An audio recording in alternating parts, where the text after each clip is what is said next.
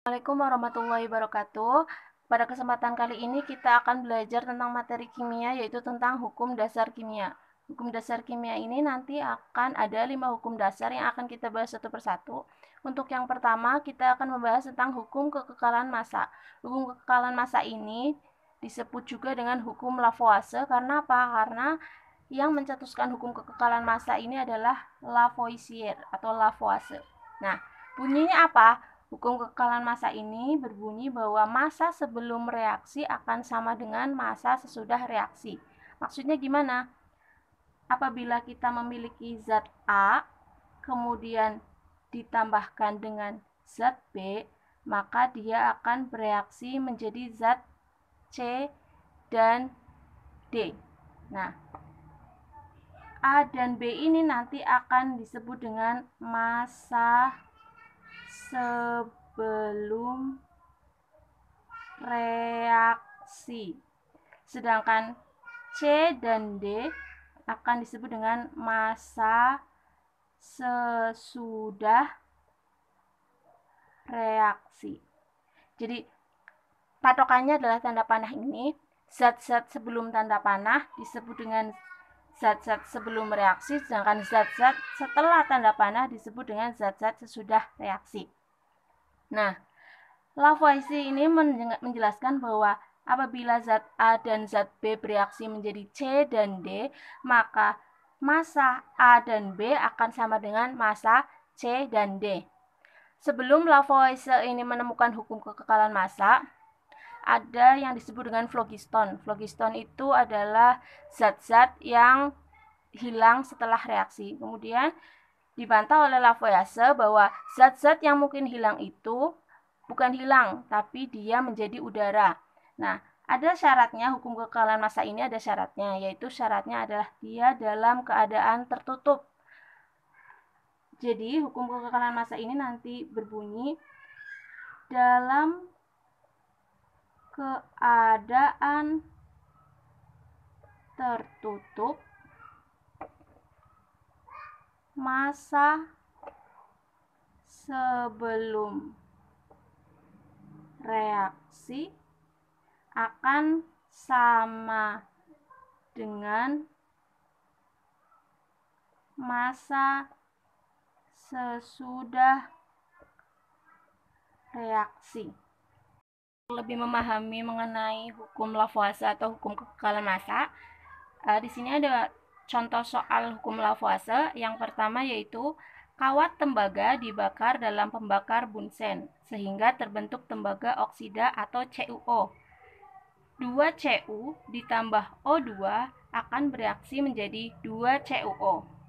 Jika berat Cu semula adalah 32 gram dan CuO yang terbentuk adalah 40 gram, berapa berat O2 yang bereaksi? Ini mudah saja. Mula-mula kita tulis dulu reaksinya. 2Cu ditambah O2 dalam bentuk gas, Cu dalam bentuk solid atau padatan, ditambah dengan O2 dalam bentuk gas akan bereaksi menjadi 2CuO dalam bentuk solid. Nah, di sini diketahui bahwa Cu berat mula-mulanya adalah 32 gram. Sedangkan CuO yang terbentuk adalah 40 gram. Berdasarkan hukum kekekalan massa bahwa massa sebelum reaksi akan sama dengan massa sesudah reaksi. Kita lihat di sini, massa sesudah reaksi adalah 40 gram. Sedangkan massa Cu sebelum bereaksi adalah 32 gram. Sehingga berapakah massa O2? Mudah saja, massa O2 karena massa ini kan patokannya ini ya. Patokannya tanda panah, sesudah reaksi akan sama dengan sebelum reaksi. Sebelum reaksi itu artinya Cu ditambah O2. Karena Cu-nya sudah 32, jadi dia butuh berapa lagi biar jadi 40? Tinggal 40 dikurangi 32. Berapa? Ya, 8 gram. Mudah kan? Ke contoh nomor 2. Sebanyak 100 gram batu kapur atau CaCO3 dipanggang dalam tungku terbentuk 56 gram kapur tohor atau CaO dan gas karbon dioksida atau CO2. Tuliskan persamaan reaksinya dan tentukan berapa gram CO2 yang keluar dari tungku. Nah, di sini dijelaskan bahwa batu kapur ini dipanggang. Berarti batu kapur dipanggang itu artinya bereaksi, kemudian terbentuk CaO dan CO2. Berarti terbentuk CaO dan CO2. Kemudian di sini dijelaskan bahwa sebanyak 100 gram zat batu kapur. Berarti di sini 100 gram. Sebelum bereaksi, dia beratnya 100, masanya 100 gram. Kemudian terbentuk 56 gram kapur tohor. Berarti di sini 56 gram. Nah, kemudian tentukan berapa gram CO2 yang keluar dari tungku, karena CO2 itu kan dalam bentuk gas ya. Kalau CO3 itu dalam bentuk solid atau padatan, CaO juga dalam bentuk solid atau padatan. Nah, sedangkan CO2 itu dalam bentuk gas. Jadi dia itu nanti akan keluar dari tungku. Nah, sama saja dengan soal yang sebelumnya, bahwa massa sebelum reaksi akan sama dengan massa sesudah reaksi. Kita lihat di sini bahwa massa sebelum reaksi adalah 100 gram. Otomatis nantinya massa sesudah reaksi dia juga pasti akan 100 gram. Sedangkan CaO ini sudah 56 gram, berarti untuk menjadi 100 gram dia butuh berapa lagi? Nah, nanti berarti sisanya itu ada untuk CO2. 100 gram dikurangi 56 gram, sisanya ya 44 gram. Berarti CO2 yang keluar dari tungku sebanyak 44 gram. Kita lanjut ke hukum yang kedua yang disebut dengan hukum perbandingan tetap.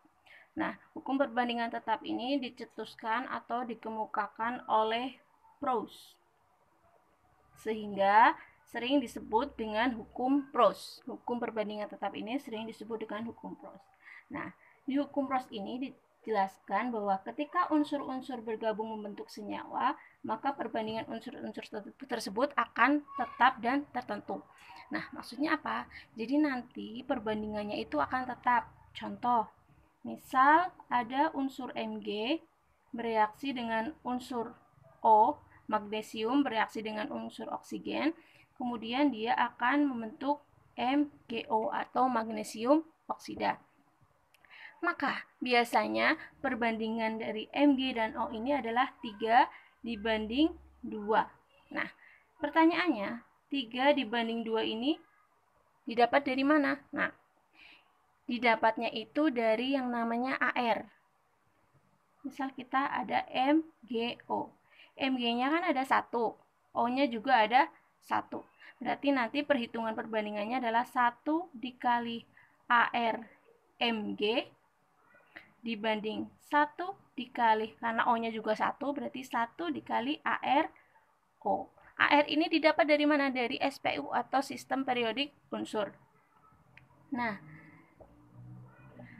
1 dikali ARMG itu kalau di SPU itu 24. Sedangkan 1 kali ARO itu nanti di sistem periodik unsur adalah 16. Jadi perbandingannya adalah 24 dibanding 16. Di mana masing-masing bisa dibagi 8. Masing-masing kita bagi 8, 24 dibagi 8 hasilnya 3. Dan 16 dibagi 8 hasilnya 2. Jadilah bahwa perbandingan Mg dan O adalah 3 banding 2. Untuk contoh yang lain, misalkan H2O. Kita lihat di sini hanya ada 2. Karena H2O berarti hanya ada 2. Berarti nanti nulisnya 2 dikali ARH dibanding O-nya.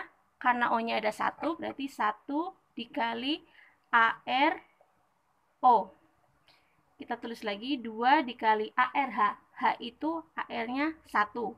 Dibanding 1 kali ARO. O itu 16. Jadilah 2 dibanding 16. semuanya dibagi dengan 2, 2 dibagi 2, 1, 16 bagi 2, 8. Jadi perbandingan H dan O di H2O adalah 1:8. Berdasarkan perbandingan 3:2 ini, misalkan di sini Mg-nya 6 gram, maka biasanya O-nya adalah 4 gram. Nah, atau mungkin Mg-nya 12 gram, maka O-nya adalah 8 gram, di mana 6 dan 4 itu perbandingannya 3:2, 12 dan 8 juga perbandingannya 3:2. Kalau dikaitkan dengan hukum kekekalan massa, maka MgO yang dihasilkan nantinya adalah 6 ditambah 4, yaitu 10 gram. Atau 12 tambah 8, yaitu 20 gram. Namun nanti di soal tidak semudah ini. Ada beberapa soal yang semudah ini yang sudah sesuai dengan perbandingan 3:2, tapi terkadang juga ada soal yang nilai massa dari Mg dan O ini tidak sesuai dengan perbandingan 3:2. Contoh, misal di soal ada 8 gram Mg ditambah dengan 4 gram O. Ini kan nggak sesuai dengan perbandingan. Karena kalau seperti ini berarti kan perbandingannya 2:1, bukan 3:2. Nah, untuk kasus seperti ini berarti nanti ada yang namanya zat sisa. Zat sisa yang mana? Kita lihat. Ini 8 gram, ini 4 gram. Kalau kita mengikuti perbandingan ini, ketika O-nya 4 gram, ya kan ini kan sama 4 gram. Berarti seharusnya Mg-nya adalah 6 gram, sedangkan di sini Mg-nya 8 gram. Nah, oleh karena itu, karena dia seharusnya 6 gram, maka di sini punya sisa. Sisanya berapa? Sisanya 8 kurangi 2, 2 gram. Nah, jadi nanti ada zat sisa atau zat yang tidak ikut bereaksi. Untuk lebih jelasnya, kita lanjut ke contoh soal. Untuk contoh soal nomor 1, logam tembaga bereaksi dengan gas oksigen membentuk Cu2O jika 64 gram Cu tepat bereaksi dengan 16 gram O2. Tentukan perbandingan unsur Cu terhadap O dalam senyawa Cu2O. Langsung saja kita tulis jawabannya. Yang pertama, kita tulis dulu persamaan reaksinya. Cu ditambah O menjadi Cu2O. Nah, kita setarakan dulu di sini Cu-nya ada 2 Cu. Kemudian diketahui bahwa Cu itu sebanyak 64 gram. Sedangkan O sebanyak 16 gram. Nah, kemudian kita kalikan ini dengan 2. 64 kali 2, 128 gram. 16 kali 1, 16 gram.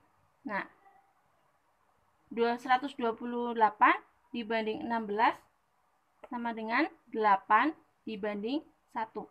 Ini perbandingannya kalau kita mau pakai cara seperti ini. Kita juga bisa pakai cara yang AR. Kita lihat di sini, kalau cara AR berarti Cu-nya 2 dikali AR Cu ditambah 1 dikali AR O. Kalau di SPU, AR Cu itu 63,5 atau bisa kita bulatkan dengan 64. 2 dikali 64 dibanding 1 dikali 16. 2 kali 64, 128, dibanding 1 kali 16, 16. Jadilah perbandingannya 8:1.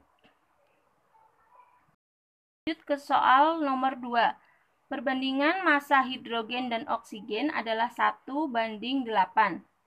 Jika 6 gram hidrogen direaksikan dengan 12 gram oksigen, tentukan A.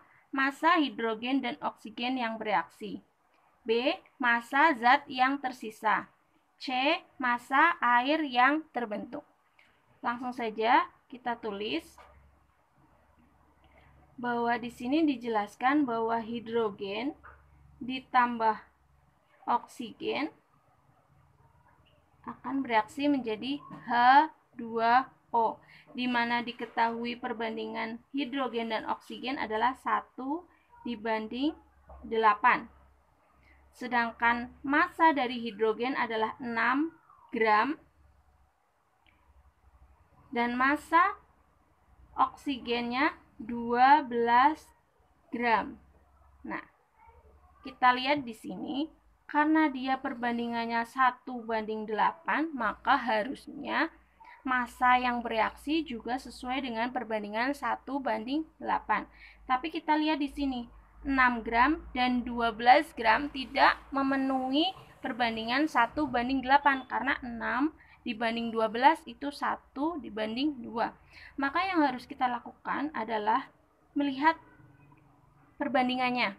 Kita misalkan hidrogennya 6 gram, maka sedangkan oksigennya kan perbandingannya 8. Berarti kan 6 kali 8 48 gram. Tidak mencukupi karena di sini hanya tersedia 12 gram. Berarti nanti yang bersisa bukan oksigennya tapi hidrogennya. Kita balik, kalau misalkan yang 8 gram adalah oksigennya. Jadi 12 gram ini adalah 8, maka kita cari hidrogennya. Kalau perbandingannya 1 berapa? Caranya seperti ini. 1/8 dikali 12. Hasilnya berapa? Hasilnya adalah 3/2 atau 1,5 gram. Jadi nanti ini adalah jumlah hidrogen yang bereaksi karena kita mengamalkan perbandingan 1:8, di mana kalau oksigen ini yang perbandingannya 8 adalah 12, maka hidrogen yang bereaksi adalah 1/8. Saya tulis di sini 1/8 dikali berapa? Kali 8, yaitu yang perbandingannya 8 kan sebanyak 12 gram. Sisanya 1,5 gram. Nah, maka untuk jawaban yang A, massa hidrogennya, hidrogen yang bereaksi atau massa H itu sebanyak 1,5 gram. Sedangkan massa oksigen yaitu sebanyak 12 gram. Semuanya bereaksi. Yang bersisa hanya yang hidrogen. Kemudian yang B, massa zat yang tersisa. Ternyata yang tersisa adalah massa hidrogen. Berapa? Dari keadaan awalnya yaitu 6 gram, kemudian yang bereaksi adalah 1,5 gram, berarti 6 gram dikurangi 1,5 gram, sisanya adalah 4,5 gram. Kemudian yang C, massa air yang terbentuk. Nah, tadi kan persamaannya gini, H plus O, H2O. Sedangkan O itu 12 gram yang bereaksi, sedangkan H yang bereaksi hanya 1,5 gram, maka massa air yang bereaksi adalah 1,5 gram ditambah 12 gram, sehingga hasilnya adalah 13,5 gram.